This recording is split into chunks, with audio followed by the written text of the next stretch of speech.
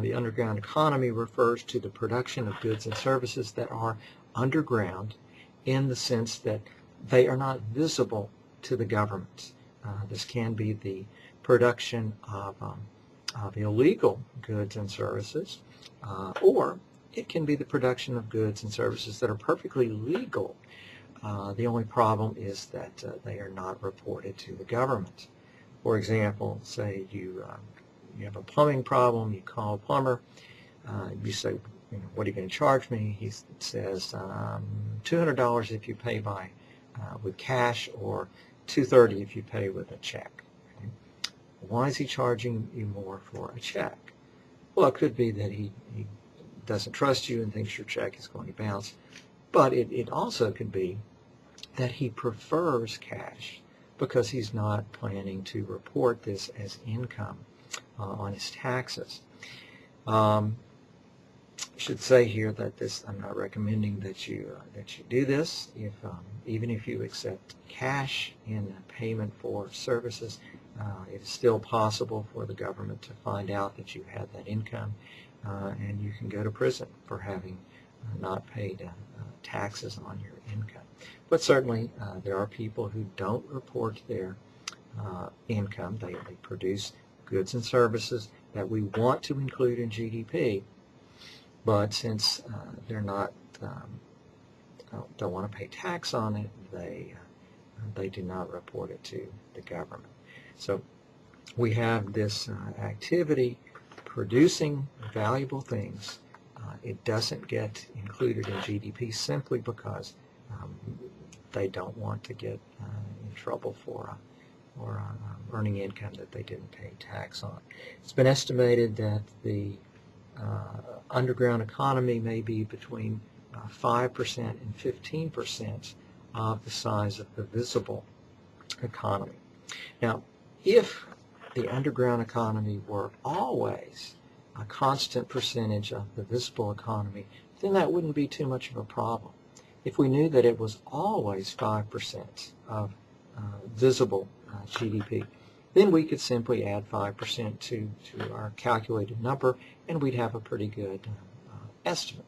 The problem is if the size of the underground economy fluctuates over time. If it's 5% this year, and say next year the government raises tax rates, and you have more people who say, I don't think this is fair, I'm overtaxed, and I'm not going to report my income. Well, if you had people providing those same goods and services, but no longer reporting it to the government, think about what happens to reported GDP. It's going to go down. And economists will see that drop in GDP. They're going to try to figure out, well, what went wrong? Why did the economy not produce as much? Well, the problem is that it's not that the economy produced less. It's just that less was reported to the government. So when you have fluctuations in the size of the underground economy, that is going to cause chaos for the economists who are trying to use GDP as an indicator of how the economy is doing. Finally, GDP does not take into account economic bads. And that sounds kind of strange. We don't normally talk about economic bads, but economic bads are just the opposite of economic goods, which we talk about all the time. Goods are things that are produced that we value. Bads are things that are produced that we don't value, things that make us worse off. For example, say you have a tire company that produces two things.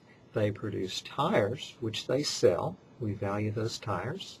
The value of those tires will be included in GDP.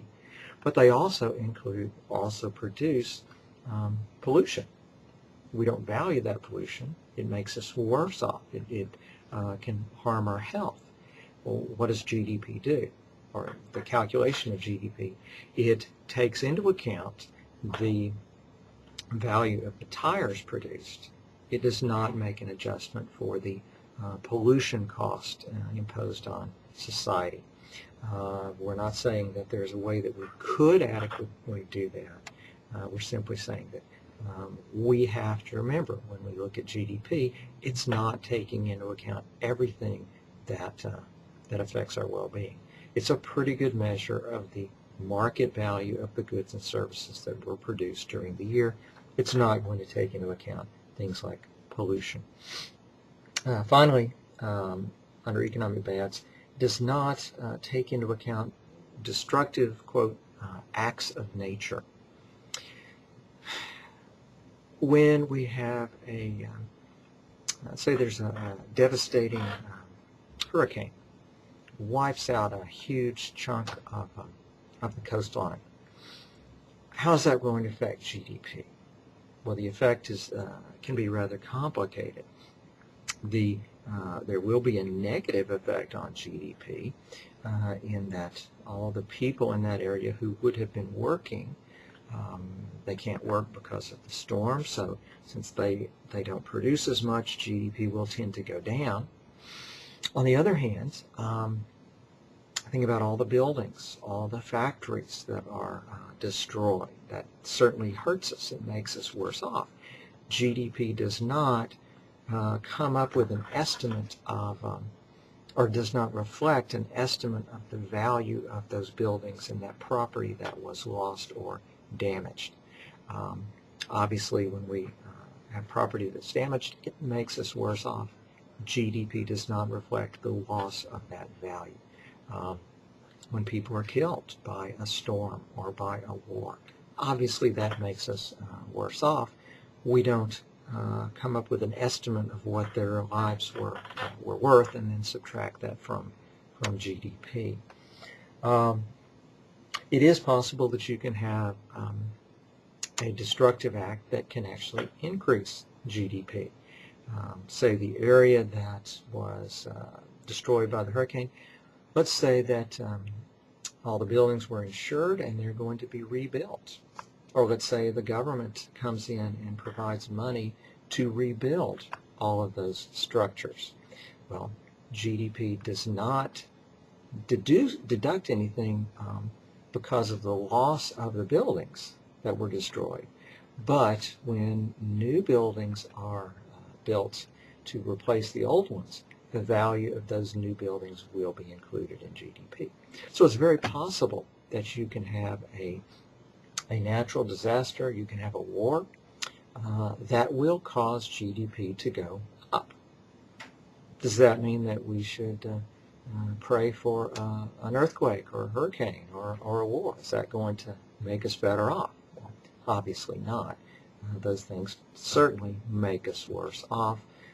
We shouldn't hope for those things to happen, but we should be aware that when they do happen, they definitely can cause GDP to go up. It's a pretty good measure of the market value of the goods and services sold through markets, but it certainly is not an infallible indicator of our what's happening to our standard of living and our welfare.